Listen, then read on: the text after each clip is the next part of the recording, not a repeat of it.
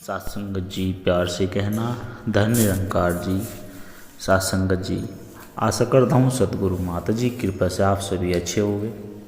सत्संगत जी, आप जी के चरणों में बहुत ही सुंदर सत्संग विचार, जिसका विषय है सेवा का महत्व। आइए सत्संगत जी जानते हैं। सत्संगत जी, सेवा का अर्थ है निस्वार्थ भाव से दूसरों की सहायता करना और समाज के प्रति अपनी जिम्मेदारी निभाना। यह न केवल व्यक्ति के आत्म विकास का माध्यम है, बल्कि सामाजिक सद्भाव और मानवता के उत्थान का भी आधार है। सत्संगत जी, सेवा का महत्व मानवीय मूल्यों का विकास। सेवा से करुणा, सहानुभूति और परोपकार की भावना विकसित होती है, जो व्यक्ति को अधिक संवेदनशील और उदार बनाती है। समाज में सौहार्द। जब लोग एक दूसरे की मदद करते हैं तो समाज में एकता और सहयोग की भावना मजबूत होती है, जिससे एक सशक्त और शांतिपूर्ण समाज का निर्माण होता है। सेवा करने से व्यक्ति को आंतरिक संतोष और मानसिक शांति मिलती है, जो आत्मिक सुख का एक महत्वपूर्ण स्रोत है।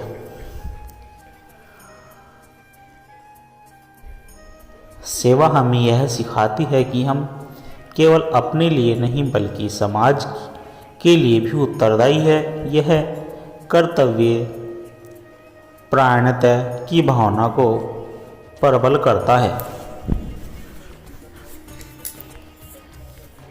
सेवा से समाज में शिक्षा, स्वास्थ्य, स्वच्छता और अन्य क्षेत्रों में सुधार लाने में मदद मिलती है, जिससे देश की प्रगति सुनिश्चित होती है। सभी धर्मों में सेवा को एक महान कार्य माना गया है। यह ईश्वर भक्ति का एक महत्वपूर्ण अंग है, क्योंकि सेवा ही सच्ची पूजा मानी जाती है। सेवा केवल एक कार्य नहीं, बल्कि एक महान धर्म और जीवन जीने की एक उत्कृष्ट शैली है।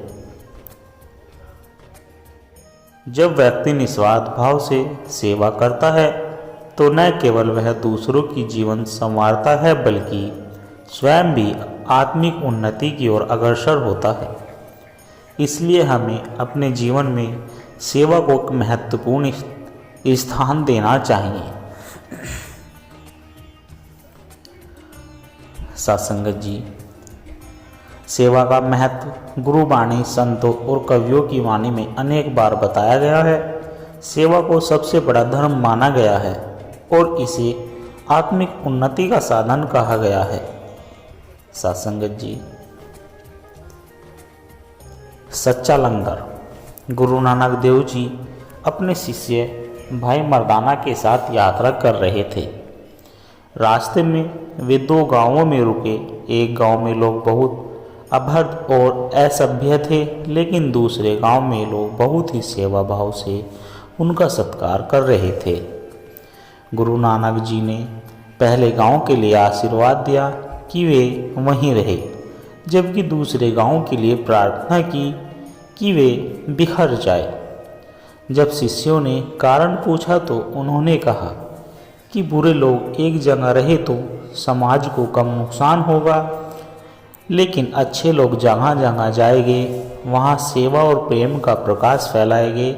इससे सेवा की महिमा स्पष्ट होगी। सेवा कर, फल की चिंता मत कर, जैसे वृक्ष फल देता है।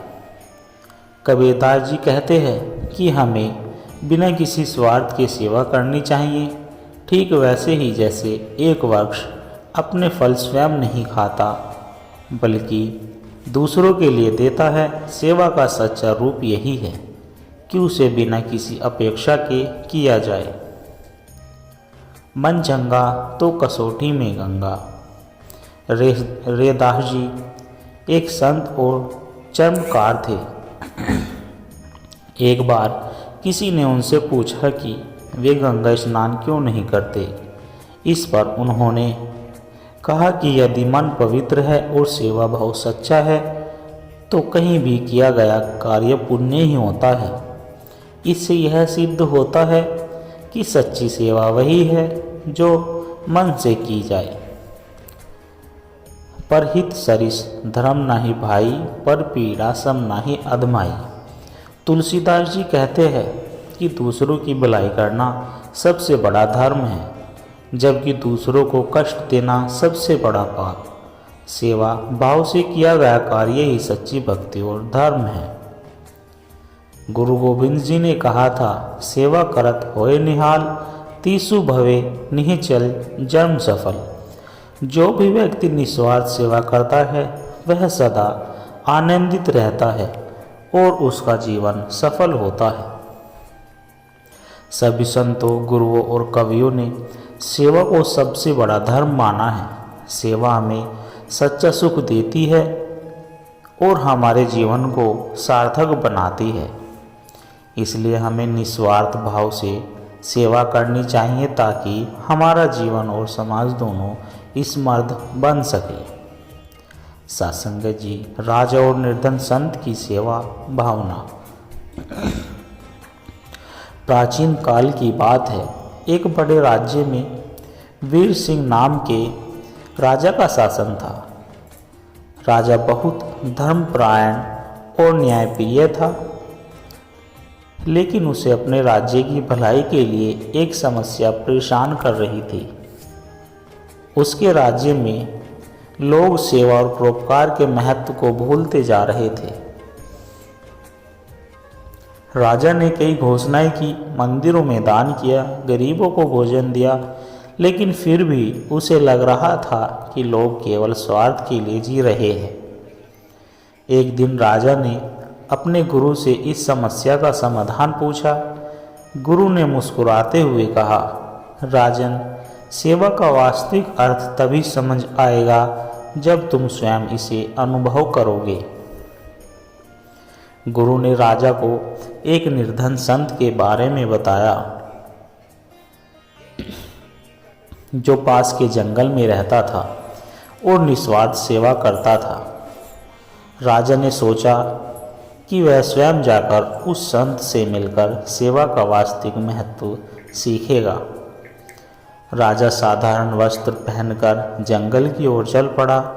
कई मील चलने के बाद उसने देखा कि एक वृद्ध संत एक छोटे से आश्रम में लोगों की सेवा कर रहे हैं। उनके पास न धन था, न राजमहल, न ही कोई ऐश्वर्य। फिर भी वे हमेशा प्रसन्न रहते थे। राजा ने संत से पूछा, महात्मन, आप इतने निर्धन होते हुए भी इतने संतुष्ट और प्रसन्न कैसे हैं? संत ने मुस्कुराकर उत्तर दिया, बेटा, सेवा ही सच्चा सुख है। मैं यहाँ आने वाले हर व्यक्ति की सहायता करता हूँ, जिससे मुझे अपार आनंद प्राप्त होता है। राजा ने कुछ दिन वहाँ रहने का निश्चय किया और सेवा कार्यों में संत की सहायता करने लगा। उसने देखा कि संत बिना किसी स्वार्थ के भूखों को भोजन कराते, बीमारों की देखभाल करते और दुखियों को सांत्वना देते। एक दिन एक बूढ़ी महिला वहाँ आई। वह बहुत कमज़ोर थी और भूखी भी थी। संत ने तुरंत उसे भोजन कराया और अपने हाथों से पानी पिलाया। महिला की आंखों में आंसू आ गए और उसने कहा, बाबा, आपने मेरी जान बचा ली, ईश्वर आपको आशीर्वाद दे। राजा यह देखकर चकित रह गया। उसने संत से पूछा, महात्मा, जब आपके पास कुछ भी नहीं है तब भी आप दूसरों की इतनी मदद कैसे कर लेते हैं? संत ने उत्तर दिया, राजन, सेवा के लिए धन की आवश्यकता नहीं होती, बल्कि सच्चे हृदय और प्रेम की ज़रूरत होती है। यदि तुमने किसी भूखे को भोजन दिया, किसी दुखी को सहारा दिया, तो समझो तुमने ईश्वर की सेवा की। कुछ दिन सेवा करने के बाद राजा को एहसास हुआ कि सच्ची खुशी और संतोष केवल सेवा में ही है। वह वापस अपने महल लौटा, लेकिन अब उसका हृदय पूरी तरह बदल चुका था। अब उसने अपने राज्य में सेवा भाव को बढ़ावा देने के लिए कई कदम उठाए, जैसे उसने निर्धनों के लिए अन्न भंडार खुलवाए, बीमारों के लिए चिकित्सालय बनवाए, अपने दरबारियों को भी सेवा के महत्व को समझाया। धीरे धीरे राज्य में सेवा की लहर फैल गई, लोग एक दूसरे की सहायता करने लगे और राज्य फिर से समृद्ध और खुशहाल बन गया। सासंगत जी, यह साखी हमें सिखाती है कि सेवा का महत्व केवल दान देने तक सीमित नहीं है, बल्कि सच्ची सेवा प्रेम, करुणा और सहानुभूति से ही की जाती है। जब हम दूसरों की निस्वार्थ भाव से सहायता करते हैं तो हमें आंतरिक शांति और परम आनंद की प्राप्ति होती है। राजा वीर सिंह की तरह हमें भी अपने जीवन में सेवा को अपनाना चाहिए, क्योंकि परहित सरिस धर्म नहीं पाई, पर पीड़ा सम नाही अधमाई। सत्संगत जी, सेवा का सच्चा अर्थ। बहुत समय पहले भारत के एक नगर में राजेश्वर नामक एक प्रसिद्ध व्यापारी रहता था। वह अपार धन संपत्ति का स्वामी था, लेकिन अपने जीवन में हमेशा असंतोष महसूस करता था। उसके पास वैभव था, परिवार था, सम्मान था, परंतु फिर भी वह खुश नहीं था। एक दिन उसने नगर के प्रसिद्ध संत महात्मा आनंद से अपनी परेशानी साझा की। राजेश्वर ने संत से कहा, गुरुदेव, मैंने जीवन में सब कुछ पाया है, धन, मान, सम्मान, सुख सुविधाएं, लेकिन फिर भी मुझे शांति नहीं मिलती। मुझे हमेशा लगता है कि कुछ अधूरा है। संत मुस्कुराए और बोले, पुत्र, सच्चा सुख केवल लेने में नहीं बल्कि देने में है। जीवन में सेवा का भाव हो तो आत्मिक संतोष मिलता है। राजेश को यह बात समझ में नहीं आई।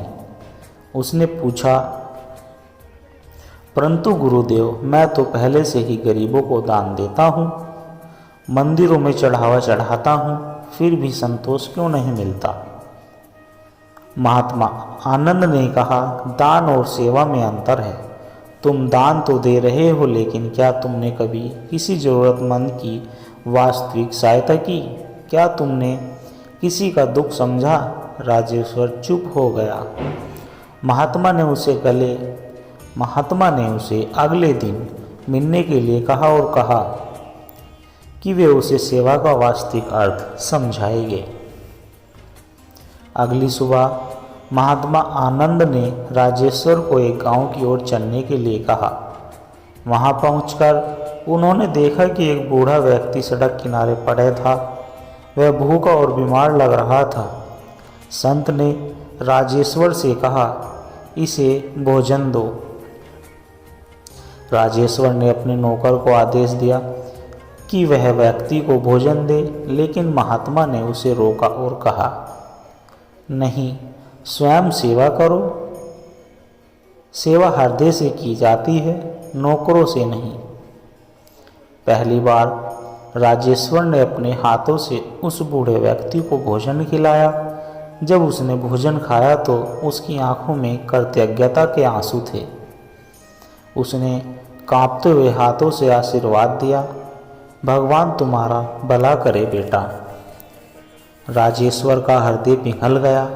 उसे लगा जैसे किसी अद्भुत शांति का अनुभव हो रहा हो। इसके बाद महात्मा आनंद उसे एक अनाथालय ले गए। वहाँ छोटे छोटे बच्चे थे जो बिना माता पिता के बड़े हो रहे थे। संत ने कहा, इन बच्चों के लिए तुम्हारे पास क्या है? राजेश्वर ने अपने पास से कुछ सोने की मुद्राएं निकाली और संत को देने लगा। लेकिन संत ने कहा, नहीं, केवल धन नहीं, अपने समय और स्नेह की सेवा भी दो। राजेश्वर ने बच्चों के साथ समय बिताना शुरू किया। उसने उनके साथ खेलना शुरू किया, उनकी कहानियाँ सुनी और उन्हें प्यार दिया। धीरे धीरे वह उनके जीवन का एक हिस्सा बन गया। अब वह महसूस कर रहा था कि सच्ची खुशी क्या होती है। एक दिन नगर में महामारी फैल गई। कई लोग बीमार पड़ने लगे। राजेश्वर ने सोचा कि वह अपने परिवार के साथ सुरक्षित स्थान पर चला जाए, लेकिन तभी उसने देखा कि महात्मा आनंद बीमारों की सेवा में लगे हुए थे। राजेश्वर ने उनसे कहा, गुरुदेव, यह बहुत खतरनाक है, आपको अपना ख्याल रखना चाहिए। संत ने मुस्कुराकर उत्तर दिया, पुत्र, सेवा का सच्चा अर्थ यही है, जब दूसरों को सबसे अधिक ज़रूरत हो तब उनके लिए समर्पित रहना। राजेश्वर को अब सब कुछ स्पष्ट हो गया। उसने भी बीमारों की देखभाल करने में अपना पूरा समय लगा दिया। उसने धन का उपयोग करके दवाई मंगवाई, चिकित्सकों को बुलवाया और स्वयं बीमारों की सेवा की। धीरे धीरे महामारी पर नियंत्रण पा लिया और नगर के लोग राजेश्वर के इस नए रूप को देखकर आश्चर्यचकित थे। जब महामारी समाप्त हुई तब महात्मा आनंद ने राजेश्वर से पूछा, अब बताओ, क्या तुम्हें शांति मिली? राजेश्वर की आंखों में आंसू थे। उन्होंने कहा, गुरुदेव, आज मुझे समझ आया कि असली सुख केवल धन में नहीं आता, बल्कि सेवा से आता है। आज मैं जितना प्रसन्न हूँ उतना पहले कभी नहीं था। अब राजेश्वर ने अपने जीवन को सेवा के लिए समर्पित कर दिया। उसने अपने व्यापार से अर्जित धन का एक बड़ा भाग गरीबों और ज़रूरतमंदों की सहायता के लिए लगा दिया। उसने अस्पताल, अनाथालय और विधवालय खुलवाए, लेकिन सबसे महत्वपूर्ण बात यह थी कि अब वह केवल दान नहीं करता था, बल्कि स्वयं सेवा करता था। साधुसंगत जी, इस कहानी से हमें यह शिक्षा मिलती है कि सेवा केवल धन देने तक सीमित नहीं है। सेवा का सच्चा अर्थ समय देना, प्रेम देना और निस्वार्थ भाव से किसी की सहायता करना है। जब हम सेवा भाव से कार्य करते हैं तो न केवल दूसरों का जीवन संवरता है, बल्कि हमें भी आत्मिक शांति और सच्चे सुख की प्राप्ति होती है। सेवा ही सच्चा धर्म है, सेवा ही सच्चा सुख है। साधुसंगत जी, सच्ची खोज। बहुत समय पहले की बात है। एक नगर में आरव नाम का एक युवक रहता था। वह अत्यंत बुद्धिमान और धनवान था, लेकिन उसके मन में हमेशा एक प्रश्न उठता था, जीवन का सच्चा उद्देश्य क्या है? उसने विद्वानों से पूछा, शास्त्रों में पढ़ा, मंदिरों में पूजा, लेकिन उसे कोई संतोषजनक उत्तर नहीं मिला। उसका मन हमेशा बेचैन रहता था। एक दिन नगर में एक महान संत महात्मा दिव्यानंद ने आगमन की सूची मिली। कहा जाता था कि वे आत्मज्ञान प्राप्त कर चुके थे और जिसने भी उनसे मार्गदर्शन लिया उनका जीवन बदल गया। आरव ने निश्चय किया कि वह संत से मिलकर अपने प्रश्नों का उत्तर खोजेंगे। आरव संत दिव्यानंद के पास पहुंचा और विनम्रता पूर्वक बोला, गुरुदेव, मैं जीवन का सच्चा उद्देश्य जानना चाहता हूँ, कृपया मेरा मार्गदर्शन करें। संत ने मुस्कुराकर कहा, बेटा, सत्य की खोज आसान नहीं है, इसके लिए धैर्य और समर्पण चाहिए। यदि तुम सच में उत्तर चाहते हो तो पहले मेरी एक परीक्षा पास करनी होगी। आरव ने सहमति दी। संत ने उसे एक मिट्टी का दीपक दिया और कहा, इस दीपक की लौ को बुझने मत देना। इसे लेकर नगर के चारों ओर घूमो और वापस आओ। यदि लो बुझ गई तो तुम सत्य के योग्य नहीं हो। आरव ने दीपक लिया और नगर का भ्रमण करने के लिए निकल पड़ा।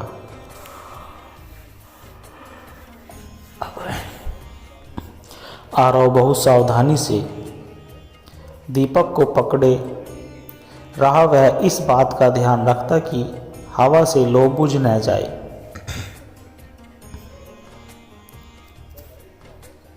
रास्ते में लोग उसे बुलाते, बाजार की चहल पहल उसे आकर्षित करती, लेकिन उसका ध्यान केवल दीपक पर था। वह न तो इधर देखता न उधर देखता, न ही किसी से बात करता। कई घंटे बाद वह संत के पास लौटा और गर्व से बोला, गुरुदेव देखिए, दीपक की लो अब भी जल रही है। संत मुस्कुराए और पूछा, अच्छा बताओ, रास्ते में क्या क्या देखा? आरव चौंक गया। उसने कुछ भी नहीं देखा था, क्योंकि उसका ध्यान केवल दीपक पर था। संत बोले, बेटा, यही जीवन का सत्य है।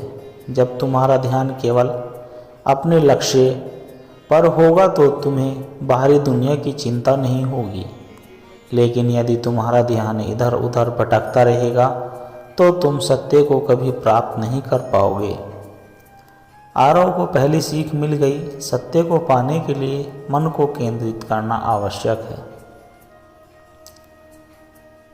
संत ने फिर कहा, अगर मैं तुम्हारी दूसरी परीक्षा लूं, नगर में सबसे मूल्यवान वस्त्र लेकर आओ, लेकिन याद रखना वह चीज़ ऐसी होनी चाहिए जो कभी नष्ट न हो। आरव बहुत उत्साहित था। उसने सोचा, क्या सोना चांदी या रत्न सबसे मूल्यवान है? वह एक धनी व्यापारी के पास गया और सबसे कीमती हीरा मांगा। व्यापारी ने उसे एक विशाल हीरा दिया और कहा, यह दुनिया का सबसे मूल्यवान रत्न है। आरव संत के पास लौटा और हीरा उसके चरणों में रख दिया। संत हंसते हुए बोले, बेटा, यह मूल्यवान तो है, लेकिन क्या यह सदा रहेगा? यदि यह टूट जाए, चोरी हो जाए या समय के साथ इसकी चमक फीकी पड़ जाए तो क्या? आरव निराश हो गया। वह फिर से नगर में गया और बहुत सोच विचार करने के बाद एक विद्वान से मिला। विद्वान ने कहा, ज्ञान सबसे मूल्यवान है, क्योंकि इसे कोई चुरा नहीं सकता और यह कभी नष्ट नहीं होता। आरव फिर संत के पास लौटा और कहा, गुरुदेव, ज्ञान सबसे मूल्यवान वस्तु है। संत ने सहमति से सिर हिलाया और कहा, सही कहा, लेकिन यह भी अधूरा उत्तर है। ज्ञान तभी उपयोगी है जब उसे सही उद्देश्य के लिए प्रेरित किया जाए। जीवन का सबसे मूल्यवान तत्व प्रेम और सेवा है, क्योंकि यह अनंत है। इसे जितना बांटोगे उतना ही ज़्यादा बढ़ता है। आरव को दूसरी सीख मिली, सच्ची संपत्ति धन की नहीं बल्कि प्रेम और सेवा है। अब संत ने अंतिम प्रश्न पूछा, आरव, यदि तुम्हें कोई भी चीज़ चुनने का अवसर मिले, धन, यश, ज्ञान या शांति, तो तुम क्या चुनोगे? आरव कुछ क्षण सोचता रहा, फिर बोला, गुरुदेव, मैं शांति चाहता हूँ, क्योंकि यदि मन शांत होगा तो ज्ञान भी उपयोगी होगा, सेवा भी संभव होगी और सच्चे सुख की प्राप्ति भी होगी। संत ने प्रसन्न होकर कहा, बिल्कुल सही। सच्चा आध्यात्मिक मार्ग वही है जो मन को शांति की ओर ले जाए। जब व्यक्ति अपने अंदर की अशांति को दूर कर लेता है, तब उसे आत्मज्ञान प्राप्त होता है। आरव को अब अपने प्रश्नों के उत्तर मिल चुके थे। उसने संत के चरणों में प्रणाम किया और संकल्प लिया कि अब वह अपने जीवन को सेवा, प्रेम और आत्मिक साधना में लाएगा। साथ संगत जी, इस कहानी से हमें यह शिक्षा मिलती है कि एकाग्रता और ध्यान जीवन के लक्ष्य को पाने के लिए आवश्यक है। सच्ची संपत्ति ज्ञान, प्रेम और सेवा है, न कि केवल धन। अनंततः आध्यात्मिक शांति की सबसे बड़ा सुख है। जब हम अपने जीवन में बाहरी दुनिया की छाव को छोड़कर आत्मिक शांति और प्रेम की ओर बढ़ते हैं, तभी हम सच्चे आध्यात्मिक मार्ग पर चलते हैं। जो स्वयं को पहचान लेता है वही संसार के सभी रहस्यों को समझ सकता है। सत्संगत जी, आप जी को दास के द्वारा कहे गए आध्यात्मिक कहानी विचार, प्रेरणादायक कहानी विचार अच्छे लगे हो तो लाइक, कमेंट, शेयर और चैनल को सब्सक्राइब कर दे और दास को आशीर्वाद दे कि आप जी के चरणों में हर रोज़ ऐसे ही विचार लेकर आता रहे। सत्संगत जी, प्यार से कहना, धन निरंकार जी।